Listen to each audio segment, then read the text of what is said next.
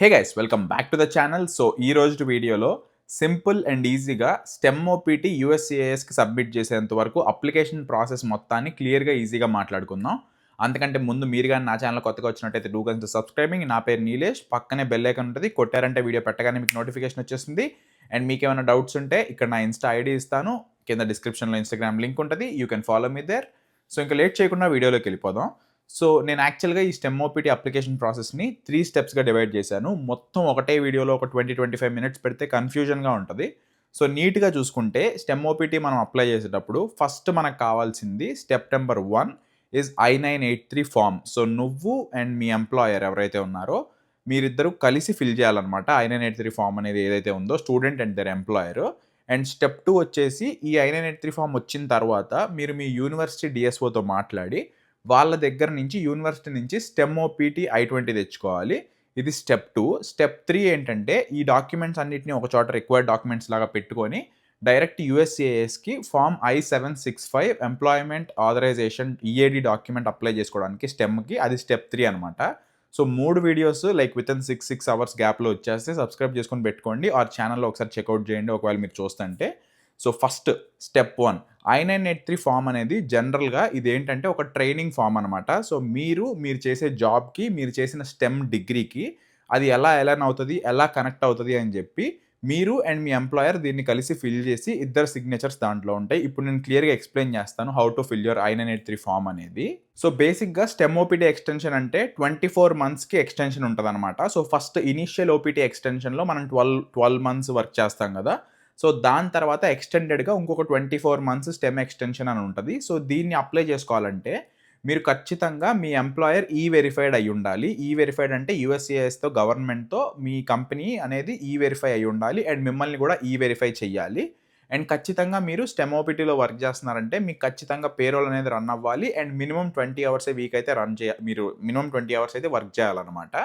And payroll run అవ్వాలి and కంప్లీట్గా ఖచ్చితంగా పెయిడ్ పొజిషన్ అయి ఉండాలి. అన్పెయిడ్ పొజిషన్ కానీ ఇంటర్న్షిప్ కానీ అట్లాంటివి అన్పెయిడ్వి చేయకూడదు స్టెమ్ ఓపీటీలో, జస్ట్ పెయిడ్ పొజిషన్.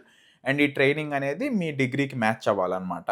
సో ఇప్పుడు ఫస్ట్ I-983 ఫామ్ ఓపెన్ చేసి మీకు నీట్గా ఎక్స్ప్లెయిన్ చేస్తాను. ఇక్కడ పక్కన డిస్ప్లే చేసుకుంటూ నీట్గా 1 by 1 ఎక్కడ ఏం ఫిల్ చేయాలని ఎక్స్ప్లెయిన్ చేస్తాను. సో ఫస్ట్ అయితే మన I-983 ఫామ్ మీరు ఆన్లైన్లో డౌన్లోడ్ చేసుకోవచ్చు. ఫామ్ I-983 అని చెప్తే వచ్చేస్తుంది, మీరు డైరెక్ట్గా అక్కడ డౌన్లోడ్ చేసేసుకోవచ్చు. నేను పక్కన డిస్ప్లే చేస్తున్నాను. So department of homeland and security and training plan for STEM OPT students అని ఉంది కదా. సో బేసిక్గా ఈ పేజ్ నెంబర్ 1లో స్టూడెంట్ ఇన్ఫర్మేషన్ కింద ఏదైతే ఉందో మొత్తం మీ first name like student name, full name fill చేసేసేయండి. స్టూడెంట్ ఈమెయిల్ అడ్రస్ అని ఉంది కదా. సో ఈ స్టూడెంట్ ఈమెయిల్ అడ్రస్ దగ్గర I prefer personal email address. మీ కాలేజ్ యూనివర్సిటీ ఈమెయిల్ అడ్రస్ ఇవ్వద్దు ఇక్కడ, ఎందుకంటే మీరు కాలేజ్ నుంచి ఎప్పుడు అది ఎక్స్పైర్ అవుతుందో తెలియదు కాబట్టి మీ పర్సనల్ ఈమెయిల్ అడ్రస్ అనేది అక్కడ మెన్షన్ చేయండి. And name of the school recommending stem OPT అని ఉంది కదా. సో అక్కడ మీరు ఏ యూనివర్సిటీలో అయితే చదువుకున్నారో మాస్టర్స్, ఆ యూనివర్సిటీ యొక్క నేమ్ అక్కడ ఇచ్చేసేయండి. అండ్ తర్వాత name of the school where stem degree was earned, stem degree మీకు ఎక్కడ వచ్చిందనేది అక్కడ ఇవ్వండి. సో సేమ్ మోస్ట్ ప్రాబబ్లీ ఆ 2 సేమ్ ఉంటాయి అనమాట. అంటిల్ అండ్ అన్లెస్ మీరు 2 డిఫరెంట్ కాలేజెస్లో చేసి ప్రీవియస్ డిగ్రీ మీద స్టెమ్ కావాలంటే అది వేరే కేసు. బట్ మన మోస్ట్ ఆఫ్ ది 99.99 మన కేసెస్ అన్నీ మనం ఒక స్కూల్లో మాస్టర్స్ చేసి అదే స్కూల్లో మనం స్టెమ్ ఓపీటీ తీసుకుంటాం కాబట్టి 2 ప్లేసెస్లో మీ యూనివర్సిటీ నేమ్ ఇచ్చేసేయండి. సో ఇక్కడ సెవీస్ స్కూల్ కోడ్ అని ఉంది కదా. సో ఈ సెవీస్ స్కూల్ కోడ్ అనేది మన I-20 ఏదైతే ఉంటుందో మన పాత I-20స్లో లైక్ ఇనిషియల్ ఓపీటీ I-20 కానీ వేరే I-20స్లో మనకి ఇక్కడ కింద మెన్షన్ చేసి ఉంటుంది. నేను ఇక్కడ సైడ్లో ఇస్తాను మీకు. సో ఆ సెవీస్ ఆ కోడ్ అనేది అక్కడ ఆ బాక్స్లో ఇచ్చేసేయండి మీరు.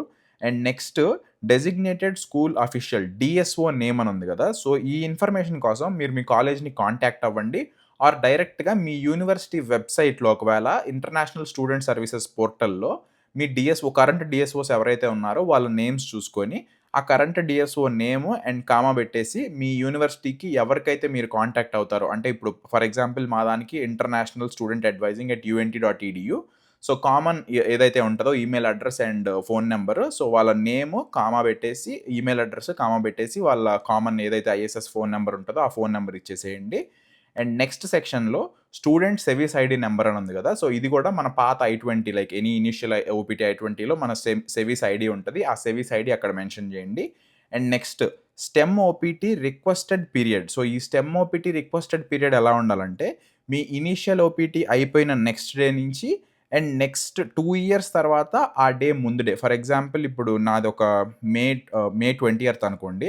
సో 20th మే 2026లో నా స్టెమ్ ఓపీటీ స్టార్ట్ అయితే 19th మే 2028 వరకు ఒక 2 ఇయర్స్ మీరు ఇవాళ పెట్టిన డేట్‌కి ఒక డే ముందు పెట్టి 2028 2 ఇయర్స్ యాడ్ చేసుకోండి. సో ఆ పీరియడ్ అనేది ఇచ్చేసేయండి. And qualifying major and qualification ఉంది కదా! సో అక్కడ ఈ సీఐపీ కోడ్ అనేది ఇది కూడా మీ I-20లో ఉంటది. సీఐపీ కోడ్ క్లియర్‌గా మీ మేజర్ నేమ్ ఏదైతే ఉంటదో ఇప్పుడు నాది కంప్యూటర్ సైన్స్. కంప్యూటర్ సైన్స్ పైన ఏదైతే మేజర్ నేమ్ దగ్గర ఒక నంబర్ ఉంటది. సీఐపీ కోడ్ అని చెప్పి. సో ఆ డిగ్రీ యొక్క సీఐపీ కోడ్ అక్కడ మెన్షన్ చేయండి. And level qualification degree masters అయితే మాస్టర్స్, బ్యాచిలర్స్ అయితే బ్యాచిలర్స్, మాస్టర్స్ అని మెన్షన్ చేశాను. And next date awarded. So date awarded దగ్గర మీరు ఎప్పుడైతే గ్రాడ్ అయ్యారో ఆ గ్రాడ్యుయేట్ అయిన డేట్‌ని ఎంటర్ చేయండి. Next based on ప్రియార్ degree. So ఈ బేస్డ్ ఆన్ ప్రియార్ డిగ్రీ అంటే మీరు ఒకవేళ ఈ స్టెమ్ ఓపీటీని మీ ప్రీవియస్ వేరే ఏదైనా డిగ్రీతో అప్లై చేస్తంటే యెస్ అని పెట్టండి. ఒకవేళ అలా ఏం కాదు. మీరు ఏదైతే ఒకటే మాస్టర్స్ చదువుకున్నారో ఆ మాస్టర్స్‌కి స్టెమ్ ఓపీటీ అయితే నో పెట్టండి. మోస్ట్ ఆఫ్ ద మన కేసెస్‌లో అందరికి 99.9% ఒకటే డిగ్రీ మీద స్టెమ్ ఓపీటీ చేస్తా అంటే నోనే ఉంటది answer. And next employment authorization number ఉంది కదా! సో ఎంప్లాయ్‌మెంట్ ఆథరైజేషన్ నంబర్ ఏంటంటే ఏ నంబర్ మనం ఇనీషియల్ ఓపీటీ కార్డ్ ఏదైతే ఉంటదో ఈఏడీ కార్డ్ దాని మీద మన ఏ నంబర్ అనేది మెన్షన్ చేసి ఉంటది. ఒక 9 డిజిట్ నంబరు. ఆ 9 డిజిట్ నంబర్ అక్కడ ఎంటర్ చేసేసేయండి.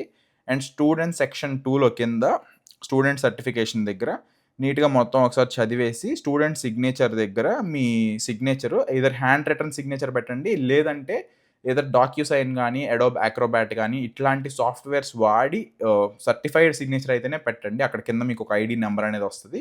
లేదంటే ఇదంతా ఎందుకు అనుకుంటే ప్రింట్ తీసి హ్యాండ్ రిటన్ సిగ్నేచర్ పెట్టి స్కాన్ చేయండి. అండ్ కింద ప్రింటెడ్ మీ ఫుల్ నేమ్ రాసేసి ఏ రోజైతే సైన్ పెట్టారో ఆ రోజు లేదా ఏ రోజైతే ఫిల్ చేస్తున్నారో ఆ రోజు డేట్ ఏసేసేయండి.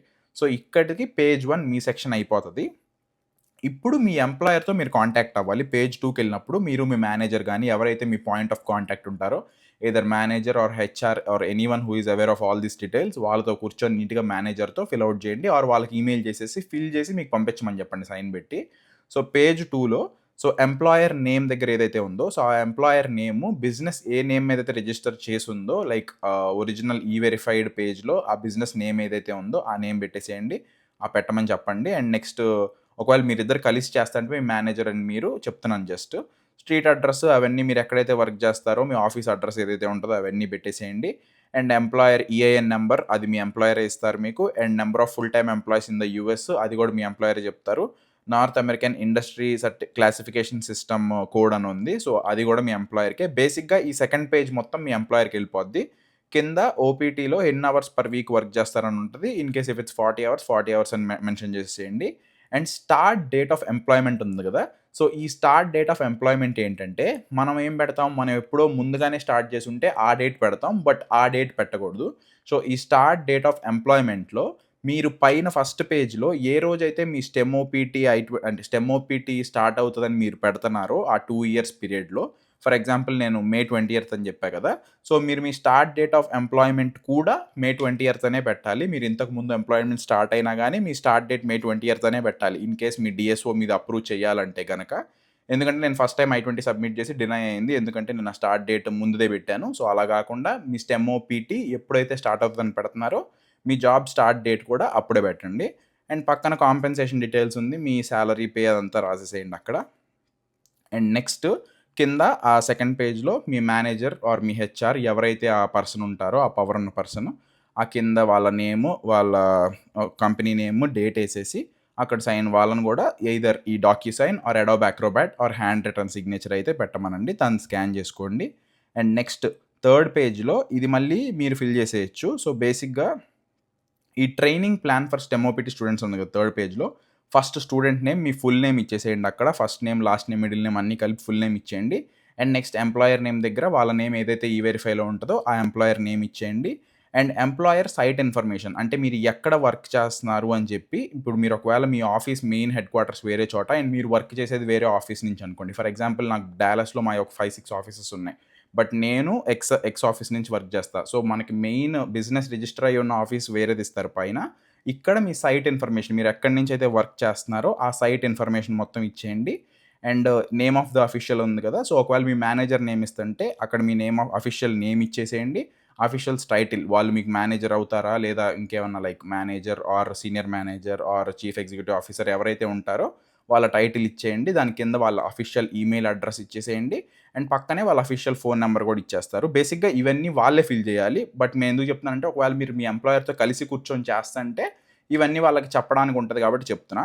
అండ్ మీకు థర్డ్ పేజ్‌లో ఇంక ఇది నెక్స్ట్ మొత్తం వాళ్ళే ఫిల్ చేయాలనమాట. సో, స్టూడెంట్ రోల్ ఏమై ఉంటది, గోల్స్ అండ్ ఆబ్జెక్టివ్స్ ఏముంటాయి, అండ్ ఎంప్లాయర్ ఓవర్‌సైట్ ఏం చూస్తాడు, మెజర్స్ అండ్ అసెస్మెంట్స్ ఏమిస్తున్నారు అని చెప్పి నెక్స్ట్ ఫోర్త్ పేజ్‌లో కూడా స్టార్టింగ్‌లో అడిషనల్ రిమార్క్స్ అని ఉంది కదా! ఆప్షనల్ అని చెప్పి. సో, ఈ 5 బాక్సెస్‌లో వాళ్ళు మొత్తం ఒక 4-5 లైన్స్ ఈచ్ డిస్క్రిప్షన్స్ ఫిల్ చేయాలనమాట. సో, ఈ డిస్క్రిప్షన్స్‌లో ఈ ఎంప్లాయ్‌కి, స్టూడెంట్‌కి రిలేషన్ లైక్ ఈ వీళ్ళకి ట్రైనింగ్ ప్లాన్‌లో ఏమి లింక్ అవుతది. సో, అతను చదువుకున్న హి ఆర్ షీ ఎవరైతే ఉన్నారో వాళ్ళు చదువుకున్న డిగ్రీకి ఈ రోల్ ఎలా మ్యాచ్ అవుతది. సో, ఇవన్నీ నీట్‌గా ఒక 4-5 పారాగ్రాఫ్స్‌లో వాళ్ళు మీకు ఏమేమి ఇస్తున్నారు అసెస్మెంట్స్ అని చెప్పి వాళ్ళు క్లియర్‌గా ఎంప్లాయర్ పర్స్పెక్టివ్‌లో వాళ్ళు మొత్తం రాయాలన్నమాట అక్కడ. సో, అదంతా రాసిన తర్వాత ఇంక ఫోర్త్ పేజ్‌లో మీకు ఎంప్లాయర్ అఫీషియల్ సర్టిఫికేషన్ ఉంది గదా! సో, అవన్నీ రాసిన తర్వాత అక్కడ ఎంప్లాయర్ మీ మేనేజర్ అక్కడ నేమ్ రాసేసి, సిగ్నేచర్ పెట్టేసి, డేట్ ఏసేసేయాలి. ఇంకా ఫోర్త్ పేజ్‌తో అక్కడితో ఎండ్ అయిపోద్ది. ఫిఫ్త్ పేజ్ ఏంటంటే మనకి ఫిఫ్త్ పేజ్ ఎంప్టీగా ఉంటది. Evaluation on student progress, final evaluation on student progress అనేది. సో, ఇది ఖాళీగా ఉంచి వదిలేయటమే అనమాట. ఎందుకంటే ఈ I983లో లాస్ట్ ఫిఫ్త్ పేజ్ ఎప్పుడైతే యూజ్ అవుతదంటే మనకి స్టెమ్ ఓపీటీలో 1 ఇయర్ అయిపోయిన తర్వాత ఈ ఎవాల్యుయేషన్ ఆన్ స్టూడెంట్ ప్రోగ్రెస్ అనేది ఫిల్ చేసి మళ్ళీ మన కాలేజ్‌కి మనం డీఎస్ఓకి సబ్మిట్ చేస్తాం అప్రూవల్‌కి. అండ్ మళ్ళీ సెకండ్ ఇయర్ కూడా అయిపోయిన తర్వాత స్టెమ్ అప్పుడు final evaluation of student progress కూడా ఫిల్ చేసి అది మళ్ళీ సబ్మిట్ చేస్తాం అప్రూవల్‌కి. సో, బేసిక్‌గా ఇదేంటంటే నువ్వు చదువుకున్న దానికి నీకు ట్రైనింగ్ తీసుకుంటున్నట్టు ఆప్షనల్ ప్రాక్టికల్ ట్రైనింగ్ కాబట్టి ఈ ప్రాక్టికల్ ట్రైనింగ్ నీకు వర్కౌట్ అవుతున్నట్టు దీని నుంచి నువ్వేం నేర్చుకుంటున్నావు యాస్ ఎ స్టూడెంట్‌గా, నీకు ఎగ్జాంపుల్స్ ఏమొస్తున్నాయి, ఎలా నువ్వు గ్రో అవుతున్నావు, నీ కెరియర్ ఏంటి, నీ డెవలప్‌మెంట్ ఏంటి అని చెప్పి నీట్‌గా అంతా ఇక్కడ రాసుకుంటారనమాట. రాసుకొని ఇదంతా ఫిఫ్త్ పేజ్ ఇంకా తర్వాత matter. So, this is how you exactly fill the I983 form. So, క్లియర్‌గా ఎక్స్‌ప్లెయిన్ చేశానని అనుకుంటున్నా. సో, ఈ I983 అంతా ఫిల్ చేసిన తర్వాత ఈ సెల్ఫ్ ఎవాల్యుయేషన్ అయన్నీ తర్వాత చేస్తాం గదా! సో, ఈ I983ని కరెక్ట్‌గా ఫిల్ చేసి మన స్టెమ్ ఓపీటీ I20 రిక్వెస్ట్ కోసం మన యూనివర్సిటీ డీఎస్ఓకి మనం రిక్వెస్ట్ అనేది సబ్మిట్ చేయాలి. సో, ఈ I983 రెడీగా పెట్టుకోండి. సో, నెక్స్ట్ ఈ వీడియో అయిపోంగానే నా ఛానెల్‌లో నెక్స్ట్ వీడియో ఉంటది. స్టెప్ 2లో how to apply for your stem OPT I20 అని వీడియో వచ్చేస్తది. ఇది మరీ లాంగ్ అయిపోద్ది, మరీ కన్‌ఫ్యూజ్ అయిపోతారని చెప్పి అన్నీ ఒక దాంట్లో చెప్పట్లేదు. అదనమాట ఈ వీడియోకి. సబ్స్క్రైబ్ చేసేసేయండి. నెక్స్ట్ వీడియో చూసేయండి. అండ్ డిస్క్రిప్షన్‌లో కూడా మొత్తం 3 వీడియోస్ లింక్స్ ఉంటాయి. ఆ 3 లైవ్ అయిపోతాయి గనక. సో, అవి కూడా ఫాలో అయిపోండి. అదనమాట. ఉంటా మరి. సబ్స్క్రైబ్. టాటా బాయ్.